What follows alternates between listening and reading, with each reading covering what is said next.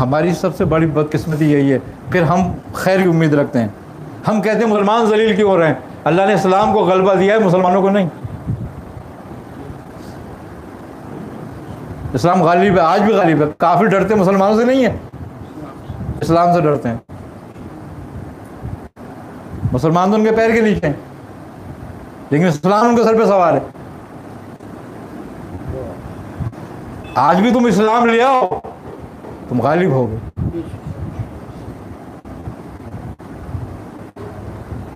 बात यह कि जब तुम्हें दुनिया से मोहब्बत खत्म हो जाएगी तो तुम गालिब हो जाओगे।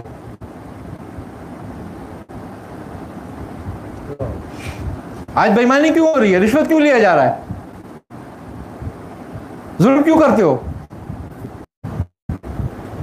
इस्लाम इंसान को बहादुर बनाता है, मुसलमान को नहीं। मुसलमान बहादुर नहीं होता, इस्लाम बहादुर बनाता है। क्यों? कि इस्लाम बताता है तुझे इस वक्त तक दुनिया में रहना है, इसके बाद तो तूने यहाँ आना है, तेरा वहाँ क्या रह जाना है।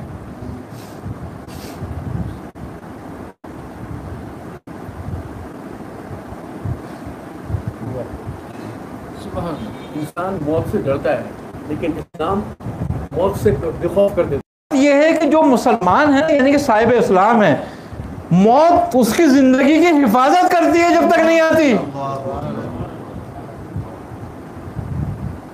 और जिस दिन आती है जिंदगी खुद मौत के हवाले हो जाती है।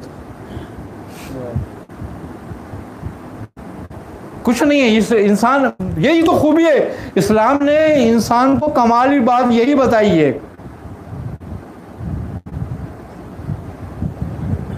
इंसान जुल्म क्यों करता है? अपने आप को महफूज रखने के लिए। माल क्यों कमाता है? अपनी मुफलिसी के खौफ की वजह से। लेकिन इस्लाम सारे खौफ निकालता है। इस्लाम बताता है कि मुफलिसी तेरा खौफ नहीं है, ये तेरे लिए कुछ नहीं करेगी, कोई नुकसान नहीं पहुंचाएगी ये तुझे, और कोई जालिम तेरी जान नहीं ले सकता। कुरान कह रहा है, तुम तो आयत कुतुब पढ़ते हो,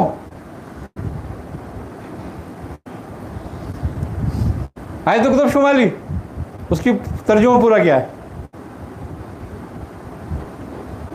क्या हमने तुम्हें जब मरना ठहरा दिया तुम खुद चल के जाओगे अपने मक्तल गांव में, फिर झगड़ा खत्म हो गया? तो इसमें क्या है? उसमें तुम्हें खौफ तो निकाला है तुम्हारे दिल से, तुम्हें इत्मीनान तो दिलाया है।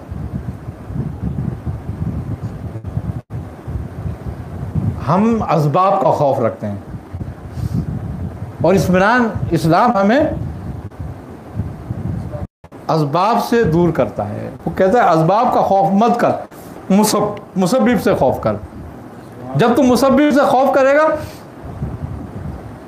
तो वो तेरे लिए निजात की राह निकाल देगा। अब हम ये कहते हैं कि भाई अल्लाह तो नहीं आएगा, अल्लाह तो नहीं आया। मक्के में भी तो अल्लाह किसी ने किसी को नहीं भेजा, वो खुद भी नहीं आया, लेकिन हाथियों के ऊपर अबाबीलों को भेज दिया। जो अबाबीलों से हाथियों को शिकस्त दे सकता है तुम्हारा रब है वो। तो फिर किस बात का है? अबरहा के मुकाबले में कोई तलवार लेकर गया था? कोई भी नहीं गया। मक्के को किसी तलवार ने नहीं बचाया।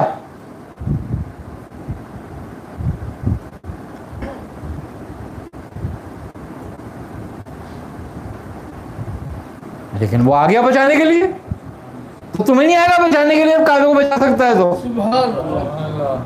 लेकिन तुम इस्लाम पे तो हो। अबू मुतलिब ने क्या कहा था जब अबरा के पास गए ऊँट लेने के लिए?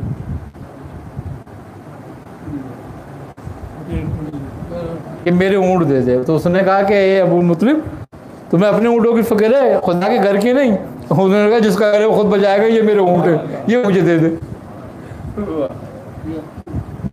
तो जिसका इस्लाम है वो खुद बचाएगा। तू अपने अमाल बचा बस। क्या वाह। कि तू अपना माल बचा, इस्लाम को वो खुद बचाएगा, और तेरा माल तेरे अमाल है, इनको बचाने की कोशिश कर बस। तेरे नसीब में दौलत बहुत मिलेगी, तेरे नसीब में नहीं है, तू कितने मुकाला कर ले, नहीं मिलेगी। बेहतरीन तदबीर तू करता रहे, दायरा इस्लाम में रहेगा, खूब कर, रात दिन कर। वो कभी नहीं मना करा तदबीर को क्यों करता है। लेकिन जितनी अच्छी तू तदबीरें लड़ाता है, उतना अच्छा अपना अमाल भी तो कर ले। अगर कुछ तदबीरें रिस्क हासिल करने के लिए करता है, तो कुछ तदबीरें अपने अमाल को बेहतर करने के लिए भी कर ले, कम से कम बराबर तो चले। लेकिन आज हम सिर्फ माल कमाने के लिए, हमें फिक्र होती है हमारे बच्चों का क्या बनेगा। तो बच्चों का क्या बनेगा, तेरा क्या बना। तू जब आया था तो कैसा आया था।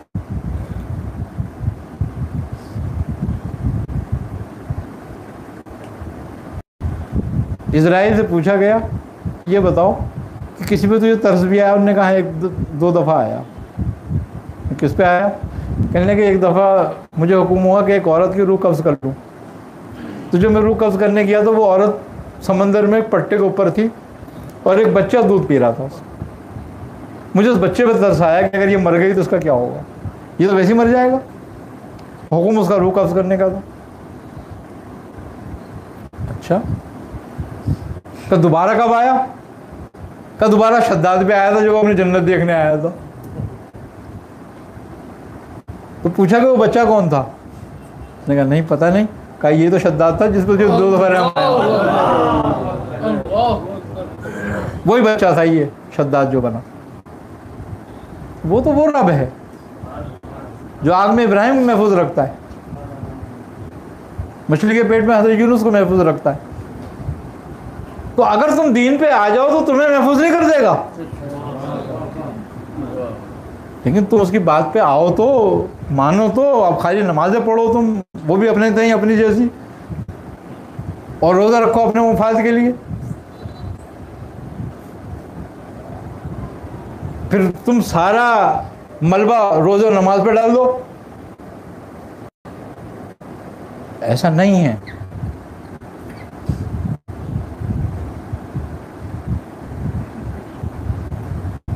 ये बद इखलाकी है। ये नमाज के साथ भी बद इखलाकी है, ये रोज़े के साथ भी बद इखलाकी है कि तुम उसका हक अदा ना करो। तो इखलाक गोया हक अदा करने का नाम है।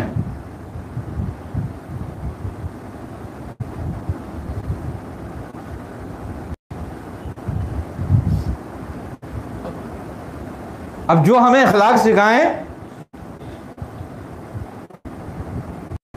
वो कितना हक अदा कर रहे हैं दीन का। तो सूफिया ने जो हमें अखलाक सिखाया, तो उन्होंने जब सिखाया जब उन्होंने हक अदा किया अपना पहले, फिर उन्होंने हमें अखलाक सिखाया कि ये ऐसे करो। अक्सरियत सूफिया की जो है मखलूकुल हाल है। गिनती चुनती के सूफिया तुम्हें ऐसे मिलते हैं जो साहिब हाल थे, साहिब इस्तिताअत थे। लेकिन वो उनकी फरावानी, उनके पास जायदाद की फरावानी, दौलत की फरावानी, ज़मीनों की फरावानी, उनके नफ्स पर कुछ असरअंदाज नहीं होती थी।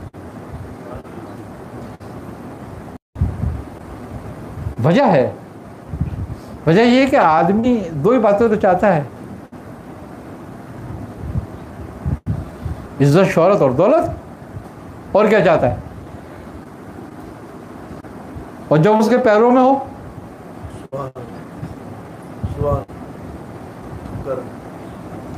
ये दोनों तीनों चीजें देने वाली मखलूक नहीं है, खालिक है।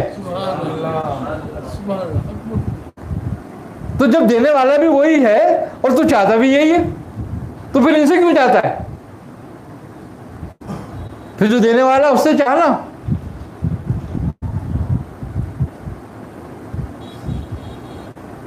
और उससे चाहने का मकसद तो यह है कि फिर हक अदा कर। हाँ भाई,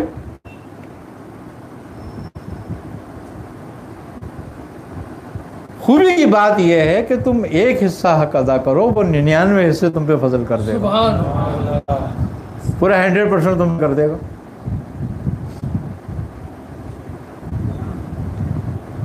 मजे की बात यह है कि सारी दुनिया तुम्हें अपने मुफाद के लिए चाहती है, लेकिन वो तुम्हें तुम्हारे मुफाद के लिए चाहता है।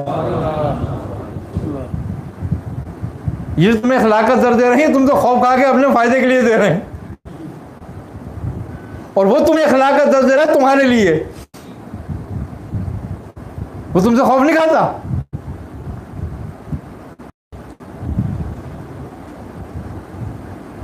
मोमिन के मायने क्या है?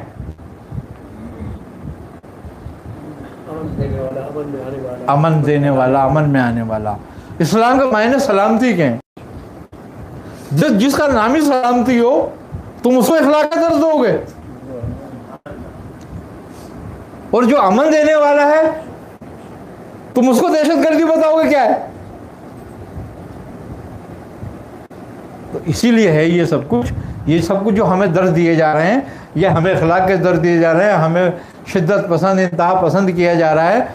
वो सिर्फ वजह, उसकी डेफिनेशन सारी यही है कि हम इस्लाम से बाहर हो गए।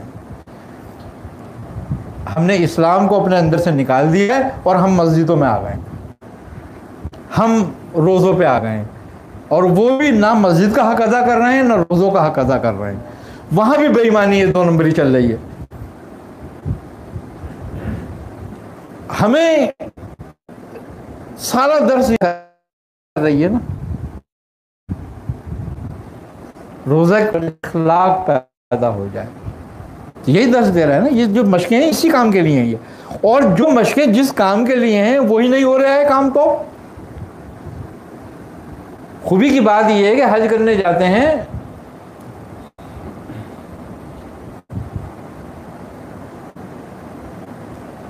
तो 2 लाख रुपए कमा रहे होते हैं, लाख रुपए या 50,000 या 5 लाख या 10 लाख कमा रहे होते हैं। आने के बाद तो फिर 50 लाख रुपए कहानी जाती है, फिर नए रास्ते खोलते हैं कि ये खर्चा करके आए, इसका भी तो हिसाब करना है पूरा। यानी कि बेईमानी के नए रास्ते खोलते हैं, ईमानदारी से नहीं। यहाँ ज़मीनें लोगों की कब्जा की हुई होती है, हज पे गए हुए होते हैं। यहाँ लोगों से ली हुई होती है, उनके काम नहीं कर रहे होते, हज पे गए हुए होते हैं। यहाँ लोगों से ली हुई होती है, उनके काम नहीं कर रहे होते। अभी मज़े की बात यह कि इत्तेफाक से अभी किसी साहब ने एक वीडियो डाली, एक शख्स की, सिंध के अंदर एक पटवारी की। वो कोई अफसर था, रेलवे का था या किसी चीज़ का अफसर था, किसी महकमे का अफसर था। उसकी वीडियो डाली, तो उसकी वीडियो में क्या हुआ कि वो बुढ़ापे में, बूढ़ा है, वो रिटायर हो गया है, तो कमज़ोर बीमारी है, कमज़ोर हो गया वो लेटा हुआ था। तो एक साहब ने उसके ये होंठ उठाए, ऐसे करे तो अंदर कीड़े चल रहे थे, इतने बड़े बड़े, पूरे में अंदर कीड़े चल रहे थे। अब नीचे पोस्ट लगी हुई थी उसकी, उसमें पोस्ट में ये लिखा हुआ था कि ये शख्स फला महकमे का अफसर था। उस महकमे का नाम लिया, मेरे जहन में निकल गया, उसका अफसर था। तो एक औरत जो उस महकमे का एक आदमी काम करता था, उसकी बेवा थी, उसके फंड थे कुछ ड्यूज जो उसके जायज़ फंड थे नौकरी के, पेंशन भी थी, हाँ पेंशन थी या जायज़ फंड थे उसके। वो वहाँ आई, दरख्वास्त दी, उसको पहले तो ये चक्कर खिलाता रहा महीनों, और फिर उसकी फाइल पे इसने उससे कुछ पैसे मांगे होंगे, रिश्वत। उनने इनका, वो उसके पास थी नहीं, खाने को नहीं, तो उन्होंने कहा मेरे तो बच्चे यहाँ पर आके पड़े रहते हैं भूखे, मेरे पास तो किराया भी नहीं होता आने का यहाँ पे, अगर तुम ये कुछ कर दो मेरे लिए तो मैं तुम्हारे लिए कुछ कर सकती हूँ, नहीं तो मैं तो नहीं कर सकती कुछ भी अभी। तो उसने कहा तुम नहीं कर सकेगी ना, नहीं देती ना, नहीं देती। उसने उस पर ऑब्जेक्शन आने शुरू कर दिए, इतने ऑब्जेक्शन लगाए उस पर कि उसकी फाइल बंद हो गई। उस औरत ने यह कहा कि ठीक है मुझे नहीं मिला ना, लेकिन तेरे भी मुंह में कीड़े पड़ेंगे, मैं अब तुझे भी दिखाएगा, मैं तो अपनी जिंदगी गुजार लूंगी बच्चों को लेके कैसे भी। उसके मुंह में वाकई कीड़े पड़े हुए थे। यही दीन है। वो मुसलमान है, वो कोई हिंदू नहीं है, कोई ईसाई नहीं है, काफिर नहीं है।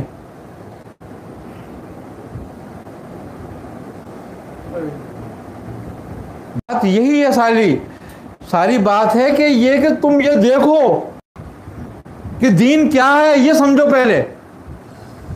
वो नमाज भी पढ़ता था, रोजे भी रखता था, ज़कातें भी देता था, लोग खाने भी खिलाता था,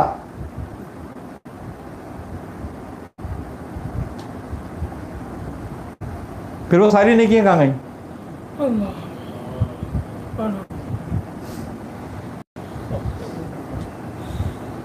बात यही है कि भाई खुदा ना खास्ता नमाज से या रोजे से इनकार नहीं है, ये बुनियाद है इस्लाम की। लेकिन ये बुनियाद तुम्हें सिखा क्या रही है? असल बात तो ये है, इसका समझ क्या है इस बुनियाद का, क्यों तुम्हें रखी गई है, क्यों नमाज तुम्हें 5 वक्त दी गई है? यही मकसद है कि तुम 5 वक्त खुदा को याद करो कि सामने खड़े हो, तुम्हें खौफ पैदा हो अल्लाह के सामने खड़े होने का, लोगों के साथ जुल्म नहीं करोगे। वहां खड़े होने का मकसद, मस्जिद जाने का मकसद क्या है? क्या आवाज लगाई जा रही है कि आओ भलाई की तरफ, आओ अल्लाह की तरफ? इसका मकसद यह है कि नमाज तुम्हें बेहयाई से, जुल्म से रोकती है, तो फला पैदा होगी ना। आज तुम नमाज पढ़ के भी जालिम हो, आज तुम नमाज पढ़ के भी जालिम हो, तुम रोजा रख के भी जालिम हो, तुम रोजा रख के भी बेईमान हो, तुम हज करके भी बेईमान हो। इसीलिए तो तुम्हें दूसरे आते हैं इखलाक का दर्ज देने के लिए, जो तुमसे बड़े बेईमान हैं।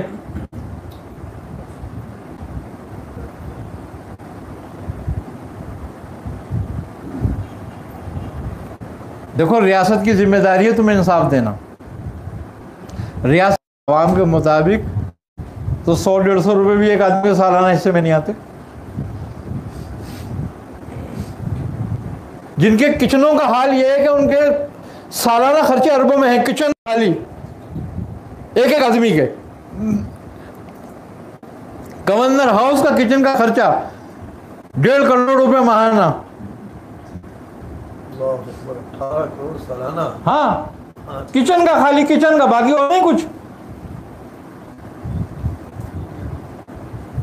गरीब आदमी बेचारा आइडिया रगड़ के मर जाता है, उसको एक नहीं मिलता 10 रुपए का।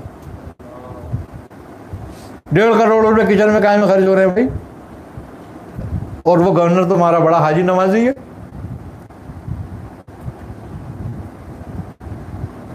तो मकसद कहने का ये है कि तेरी नमाज, तेरा रोजा, तेरा हज किस काम का है? हजरत उमर फारूक अल्लाह ताला ने के दौर में आप तशरीफ फरमाते कि जमीन कांपने लगी, ज़लज़ला आया, ज़लज़ले का झटका आया, आपने कोड़ा उठा के जमीन में मारा। आप फरमाते हैं कि तू क्यों कांपती है? क्या उमर तुझ पे बैठ के इंसाफ नहीं करता? आज तक ज़लज़ला नहीं आया। फिर उसके बाद 14 साल बीत गए।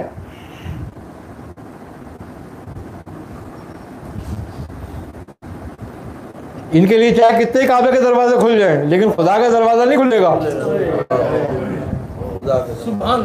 जब तक ये मजलूमों का तदारुक नहीं करेंगे, गरीबों का तदारुक नहीं करेंगे, गरीब और मजलूमों का साथ नहीं खड़े होंगे। 40 दिन से लोग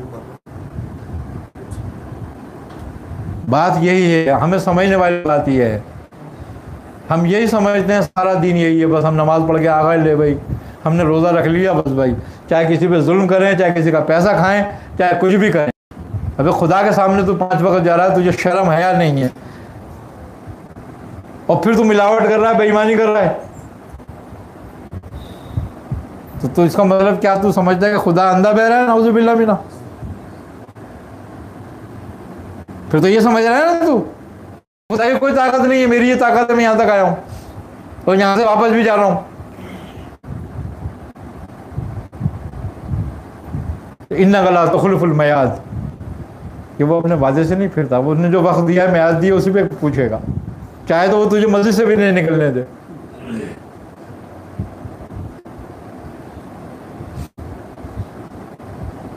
ये भी शुक्र करो कुदरत ने ये नहीं करा कि तू गुनाह करे तेरे जिसमें पैदा हो जाए,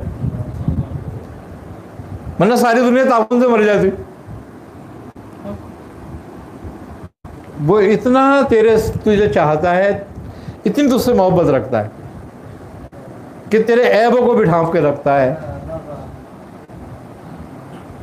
किसी पे जाहिर नहीं होने देता, फिर भी तू उसके साथ बेईमानी करता है। लेकिन वो सब कुछ हो रहा है क्योंकि इसने यहां तुझे इख्तियार दिया है आधा, तू जो चाहे कर। एक ढील है उसकी तरफ से तुझे, वो इंतजार करता है कि जब अब तू आए फजर के जोहर के बाद असर में, सारे अपने कामों से फारिग होकर बदमाशियां करके तो शायद तौबा कर ले आएंगे, जबकि उसे पता है तू तौबा करने वाला नहीं है, लेकिन फिर भी तुझे मोहलत देता है, क्या मान के तौबा कर ले, सुबह बाद आ जा। लेकिन नहीं, अपनी ताकत समझते हैं, जुल्म करते हैं, हमारा क्या कर लेता है। यही बात है, यही समझने वाली बात है। मोमिन खुदा कहता है, मोमिन वही जो खौफ और रुजा में रहता है। मुसलमान वही है, दीन इस्लाम तुम्हें यही सिखाता है, तो खौफ और रुजा में रहे। कितने लोग बददुआएं देते हैं सुबह से शाम तक, देते रहते हैं, किसी पे असर होता है? नहीं होता ना, नहीं हो रहा। लेकिन नहीं, ऐसी बात नहीं, उन बददुआओं का असर ये नहीं कि नहीं हो रहा है, हम नहीं समझ रहे, हम नहीं देख रहे। आज जो तुम खौफ में मुब्तला हो, आज जो जिल्लत और रसवाई में मुब्तला हो, आज जो तुम्हारे अशराफिया गुलाम है, वो उन्हीं बददुआओं का नतीजा है कि ये अपनी मर्जी से सो नहीं सकते, अपनी मर्जी से खा नहीं सकते, अपनी मर्जी से उठ नहीं सकते, अपनी मर्जी से चल फिर नहीं सकते, अपनी मर्जी से निकल नहीं सकते। ये बद्दुआओं का ही नतीजा है। दुआओं का नतीजा वही था जो हजरत उमर पे खौफ सोते थे।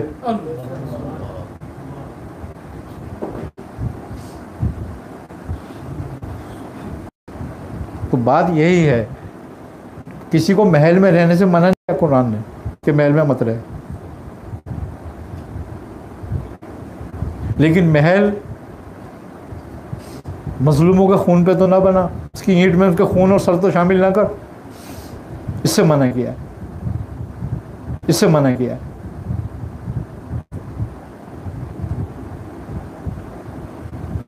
तो भाई बात यही है, इबरत पकड़ो, इबरत। इस्लाम ने किस्से जो बयान किए हैं कुरान ने, क्यों किए हैं?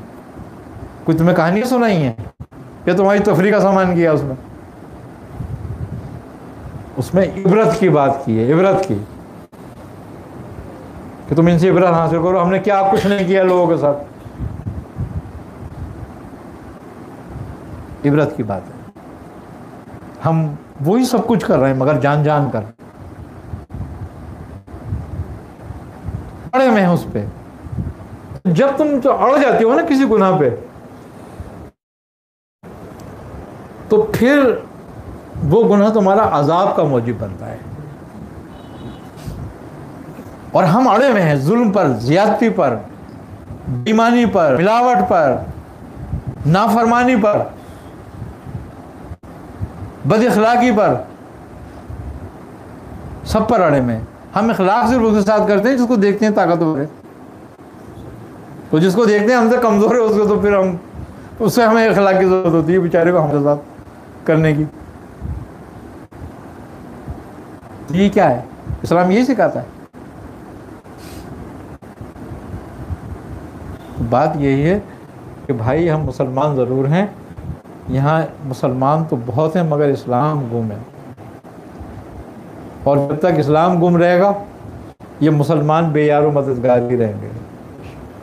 अल्लाह ताला हमें हिदायत दे बस कि हम जी। बेख्वाबी जो होती है आदमी को नींद नहीं, इसके बारे में असल में बेख्वाबी जो है बेसिकली ये दिमाग की खुश्की का नतीजा और मैं देगी। इसके लिए ये है कि के लिए सौंफ, खसखस, बादाम और मिश्री अल्हम्दुलिल्लाह। तो इसका इस्तेमाल करें हम थोड़ा सा ना, रात में और सुबह में। दूसरे कि थोड़ा सा सरसों का तेल या जैतून का तेल अपने तलवों में मालिश कराएं रात को। आई ना समझ बात? अच्छा, अगर किसी को बहुत ज़्यादा बेख्वाबी है तो वो खसखस का तेल, कद्दू का तेल और बादाम का तेल, ये तीनों तेल हम वज़न मिक्स कर ले और रात को उसकी मालिश करवाए अपने ये सर में और ये साइडों पे।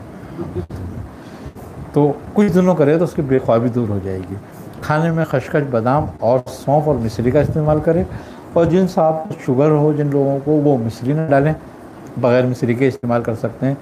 अगर इसमें धनिया की गिरी भी डाल लें तो बहुत मुफीद हो जाएगी, फिर दिमाग की ताकत के लिए भी और एलर्जी वगैरह को भी दूर करती है ये। तो ये है तो घरेलू नुस्खा, छोटा सा मामूली सा, लेकिन है बहुत बेहतरीन।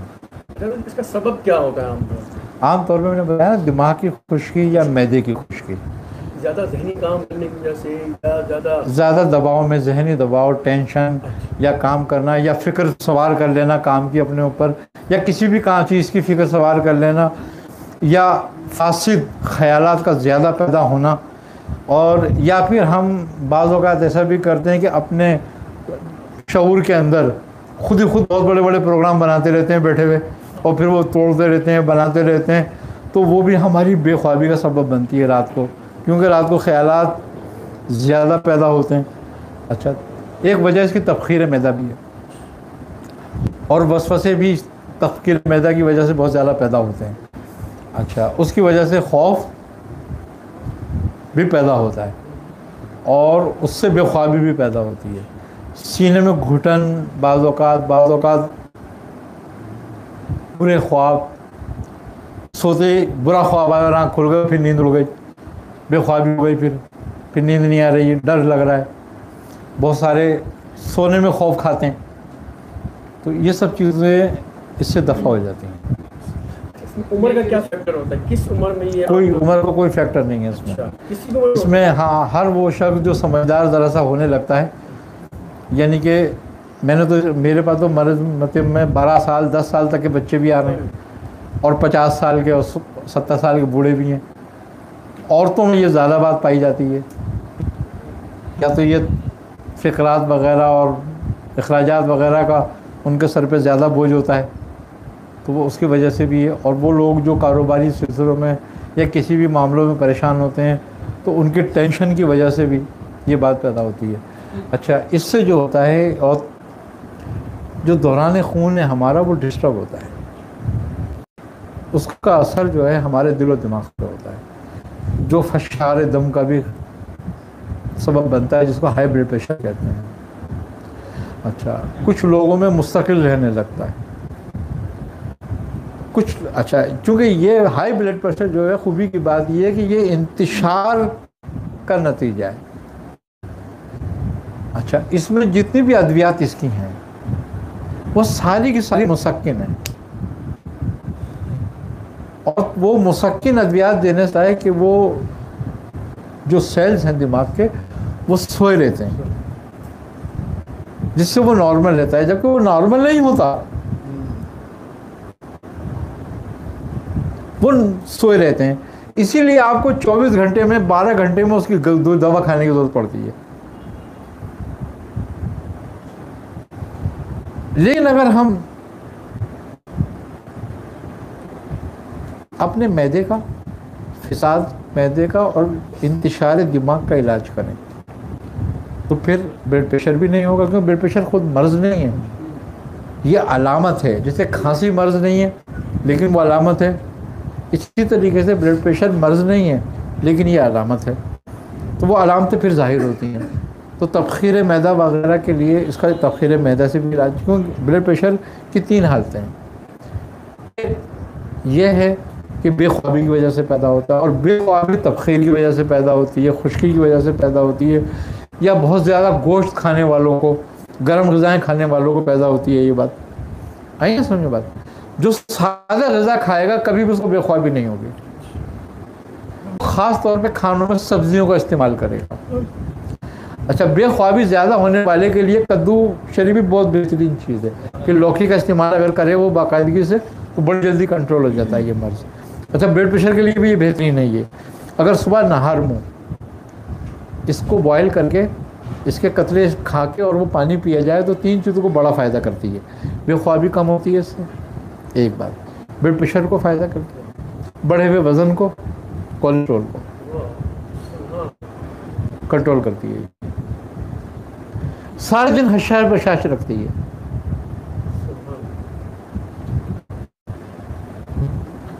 क्योंकि ब्लड प्रेशर जो है ना, या तो हमारे फिसादे मैदे से पैदा होगा, तबखीर मैदा जो कहलाता है, एक बात, गुर्दों के कमज़ोर होने से पैदा होगा, दिमाग पर शिद्दत से दबाव डालने से पैदा होगा, और तीनों का इलाज इसमें मौजूद है। अच्छा, खूबी की बात यह है कि ये समझने वाली बात यह है कि सरवर आलम सल्लल्लाहु अलैहि वसल्लम को जितनी चीज़ें खाने में पसंद थीं वो तमाम की तमाम बीमारियों का इलाज है।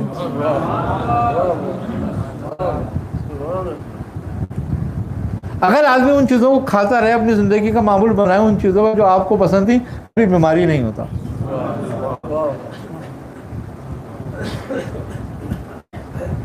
हमें किसी के चार्ट की ज़रूरत नहीं है बीमारी की खाने में, आपने हमें सब कुछ बता दिया। खूबी की बात यह है कि आपके फरमाए पे फरमुदात, जैसे कि आपने फरमाया कि कलौंजी शिफाए मौत के हर मर्ज़ से शिफा है, जैसे आपने फरमाया सना के लिए कि सिवाय मौत के हर मर्ज़ से शिफा है, आपने फरमाया कासने के लिए कि इसको खाया करो कि ये मौत से लड़ती है, बई के बारे में फरमाया। खूबी की बात यह है कि आप फरमाते हैं कि भाई जो फल है, जब किसी को नबूवत दी जाती है ना तो अल्लाह ताला की तरफ से उसको ये बही का फल खिलाया जाता है, और जब ये बही का फल खिलाया जाता है तो उनमें 40 मर्दों की कुव्वत पैदा हो जाती है।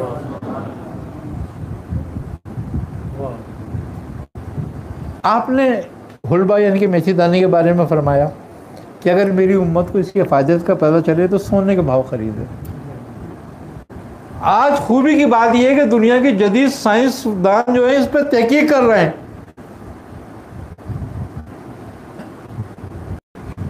लेकिन हम दूर हैं। आपने जो फरमुदात आपके जो हयात ज़िंदगी के लिए हैं, लोगों के लिए हैं, इंसानी ज़िंदगी के लिए, वो बेहतरीन चीज़ें हैं। आपका खाने का तरीक़ा बेहतरीन इंसान के लिए है, आपके रहने का, आपके सोने का जो तरीक़े आपके हैं, जो आप सुन्नत पे अमल करें, आप इंशाअल्लाह ताला कभी भी डॉक्टरों को और हकीमों के हत्थे नहीं चढ़ेंगे, सुकून से ज़िंदगी गुजारेगी। आप कुरान ऐसे ही थोड़ी कह रहा है कि आपकी ज़िंदगी कमाल अखलाक का नमूना है। तो आपकी ज़िंदगी में सब चीज़ें मौजूद हैं जो हमें किसी से लेने की ज़रूरत नहीं, किसी से डिक्टेशन की ज़रूरत नहीं। उसमें आपने जो कुछ हमारे लिए फरमा दिया वही हमारे लिए हमारी ज़िंदगी को महफूज, हमारे ईमान को महफूज, हमारी आखिरत को महफूज, हमारी दुनिया को महफूज रखता है। जी, ये अमूमन जो है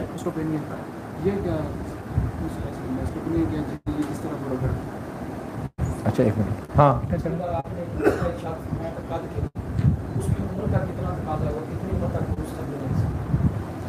हुक्मा लिखते हैं कि 26 से 30 साल की उम्र तक भी किया जा सकता है इस्तेमाल। यानी कि अगर आप 7, 8, 9 साल की उम्र से भी इस्तेमाल कर रहे हैं तो 26 साल की, 28 साल की, 30 साल की उम्र तक के भी इंसान को इस्तेमाल करा सकते हैं उसको, और फ़ायदा होता है उसमें।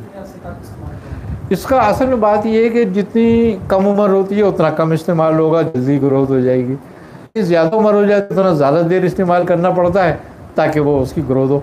कम से कम जैसे 20 साल की उम्र के बाद के अगर हम किसी को इस्तेमाल करें तो कम से कम 6 माह जरूर इस्तेमाल कराएं। 20 साल से कम 15 साल और 20 साल के दरमियान इस्तेमाल कराते हैं तो 3 महीने इस्तेमाल कराना काफ़ी हो जाता है हमारे लिए। और इसी उम्र में पता चलता है कि ग्रोथ हो रही है या नहीं हो रही है सही। ये अमूमन ऐसा होता है, मरीज होते हैं असाब भी कमज़ोर होते हैं, हाथ टेढ़े हो जाते हैं, मुंह टेढ़े हो जाते हैं, पूरा टेढ़ा हो जाता है, इसका कोई भी इलाज बसों का उड़ जाते हैं और जिस समय सनसनाहट से महसूस होता है, एक करंट सा दौड़ता है।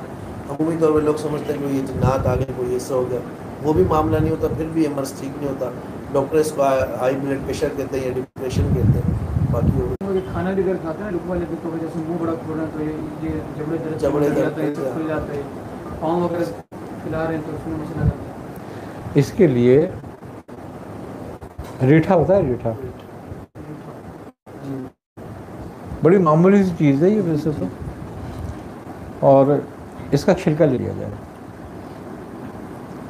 अब मिसाल के तौर पर अगर 5 तोला 50 ग्राम रीठे का छिलका है तो उसका पाउडर बना के इसमें थोड़ा थोड़ा गुड़ डाला जाए और उसको कूटा जाए। बस इतना गुड़ डाल के हम कूटेंगे जिसमें वो हार्ड होकर गोली बनने के काबिल हो जाए, तो चने के बराबर इसकी गोली बना ली जाए। अगर लकवे का मरीज़ को या जिसके पट्ठों में ये बात पैदा हो जाए उसको एक एक गोली सुबह शाम दी जाए तो कुछ अरसे में बिल्कुल तंदुरुस्त हो जाता है। अच्छा, इसमें दूसरी चीज़ ये भी है कि कबूतर की, जंगली कबूतर की यखनी बनाकर उसमें शहद मिलाकर उसको दिया जाए।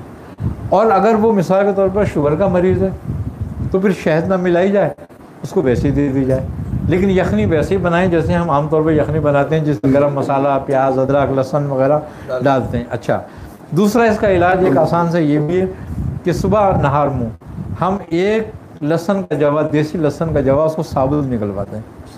अब उसको बढ़ाते जाएं, बढ़ाते जाएं, बढ़ाते जाएं, रोज़ाना हर दिन एक बढ़ाते हैं। हम 10 दिन तक ले जाएं उसको, 10 दिन में वो 10 जवे लहसुन के निकल जाए। उसके बाद हम इसको उतरना शुरू कर दें, 8 7 एक पे आ जाएं तो ये मर्ज दफा हो जाता है। ये टोटके तो हैं लेकिन बड़े कमाल के हैं, चाहे ख़वातीन को हो या मर्दों को हो, इसमें कोई वो नहीं है मज़ायका। अच्छा, इसी तरीके से अजवाइन, मेथी दाना, कलौंजी, दालचीनी,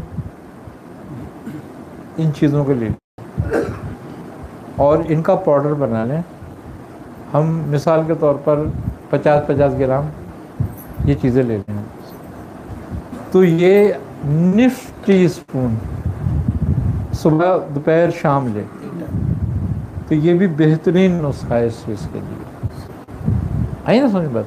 और अगर वो मरीज़ शुगर का नहीं है तो उसको शहद में मिला के बना दिया जाएगा, इसमें शहद मिला लिया जाए। लेकिन अगर शुगर मरीज़ है तो वो खाली ऐसे इस्तेमाल करे तो उसको शुगर को भी बड़ा अफाका होता है इसका। अच्छा, एक नुस्खा ये है कि लोगों के लिए अगर कोई बना के रखें तो बहुत बेहतर है, सारे यानी कि इमराज के लिए किस है ये नुस्खा। हाँ, आंवला 300 ग्राम, बहेड़ा 200 ग्राम, हड़ 100 ग्राम और हल्दी देसी 50 ग्राम। इस तरतीब से इसको बना दें। अच्छा, हड़ का छिलका ले, गुठली निकाल दें, और बहेड़े का भी छिलका लेना है, गुठली निकाल देनी है। आंवले की भी गुठली निकाल के उसमें से फेंक देनी है, छिलका लेना। इन सब चीज़ों का ये तीनों चीज़ें और हल्दी, वो 300 ग्राम, बहेड़ा 200, आंवला 300 ग्राम, बहेड़ा 200 ग्राम, हड़ का छिलका 100 ग्राम और हल्दी 50 ग्राम। पाउडर बना के रख लें इसके। अगर कोई कर सकता है तो इसमें 10-15 ग्राम काली मिर्चें भी मिला ले, नहीं तो छोड़ दे, ऐसी कर ले। और पाउडर बना के रख ले। 1 चमचा रोज़ाना रात को 1 कप दूध में घोले,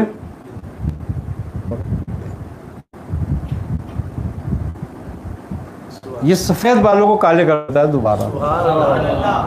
आई समझ।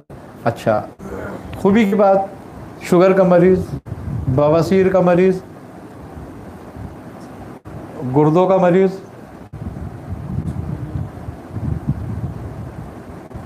जोड़ों के दर्द का मरीज़, ब्लड प्रेशर का मरीज़, नज़र की कमज़ोरी का मरीज़, दिमाग की कमज़ोरी का मरीज़, शिज़ोफ्रेनिया जिसमें साए नज़र आते हैं आदमी को, उसका मरीज़, कुल्लियतन निजात मिलती है। इसको रसायन कहा गया है। हाँ, अच्छा, वबाई अमराज से भी महफूज रहता है। ये डंगी वंगी ये काटने असर नहीं होगा उसको, वबाई अमराज से भी महफूज रहता है। ये बच्चे वाला सारा उठना मिकदार के हिसाब से, जो उम्र का हिसाब हो, मकदार का हिसाब हो। 10 साल से कम की उम्र के लिए अगर हम लेते हैं 1 साल से लेकर 10 साल तक, तो फिर उसमें हम मकदार लेते हैं कि 1 रत्ती, 2 रत्ती, 4 रत्ती, 6 रत्ती, उसके हिसाब से। और जवान आदमी के लिए 1 चमचा चाय का। आई ना समझ बात?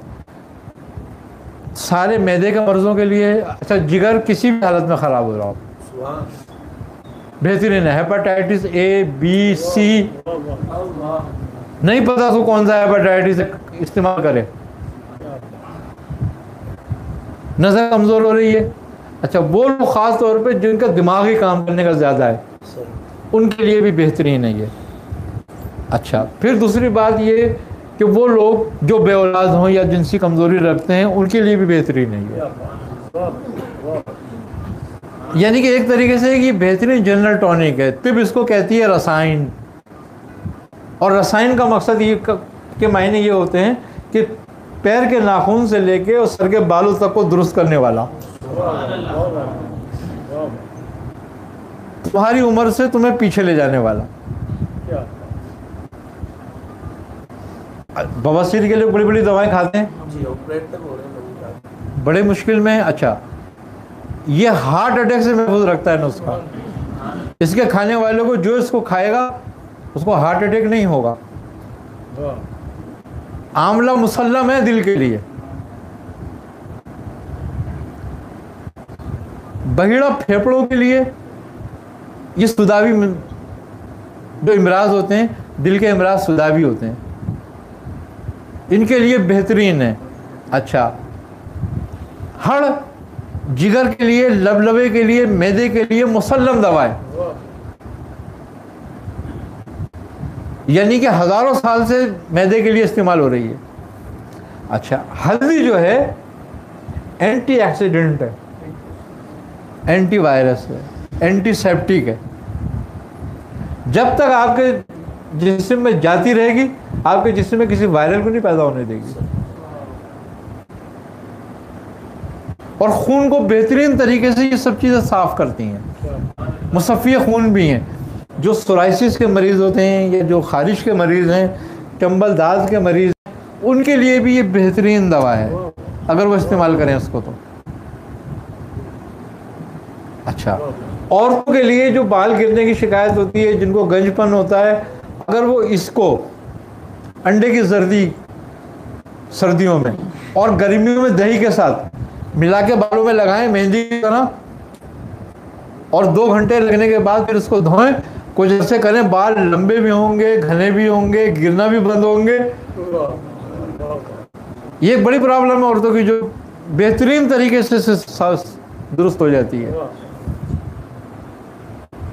बड़ा, यानी कि ये अगर देखा जाए तो तिब्बी नुक्ते से बड़ा हकीमाना नुस्खा है और लोगों के लिए फ़ायदेमंद भी है। और खूबी की बात यह है कि बेज़रर है, कोई साइड इफेक्ट नहीं है इसका। घर में रखना चाहिए जी। आंवला 300 ग्राम, बहिड़ा 200 ग्राम, छिलका उसका गुठली निकाल के, हड़ 100 ग्राम, छिलका निकाल, गुठली निकाल के छिलका चाहिए, और हल्दी 50 ग्राम। लेकिन हल्दी रंग वाली नहीं लो, देसी लो। देसी हल्दी लेके खुशक करके उसको इस्तेमाल करें। आपने देखें, आप खूबी की बात है। हड़ में वो काली और सफ़ेद का मसला होता है, इसलिए आप चाहे काली ले लें, चाहे जर्द ले लें। हड़ जर्द जो है वो और बहुत सारी फ़ायदियत भी रखती है। हड़ काली भी ले सकते हैं, लेकिन काली हड़ के बारे में यह है कि अगर हम काली हड़ लें तो उसको हल्का सा तेल लगा के या घी लगा के या मक्खन लगा कर भून लें ताकि वो फूल जाए, वरना वो नफक पैदा होता है, पेट में मरोड़ वगैरह पैदा होता है। लेकिन ये अगर हड़ जर्द है तो इसको वैसे ले लें। बिल्कुल साहब, इसमें आप शहद मिला के माजून बनाएं, मक्खन मिला के माजून बनाएं, घी मिला के माजून बनाएं, जैसे चाय बनाएं इसको जी। हाँ।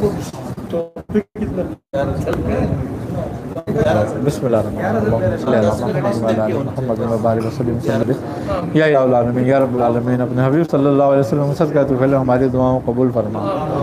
या इलाहुल आलमीन अपने हबीब सल्लल्लाहु अलैहि वसल्लम के सदका तो पहले में हमें हर तरह की गुमराहियों से, जिल्लतों से, रुसवाइयों से, बदअकीदगियों से महफूज फरमा और हमारे ज़ाहिरी बातनी या इलाहुल आलमीन तमाम इमराज को दफ़ा फरमा।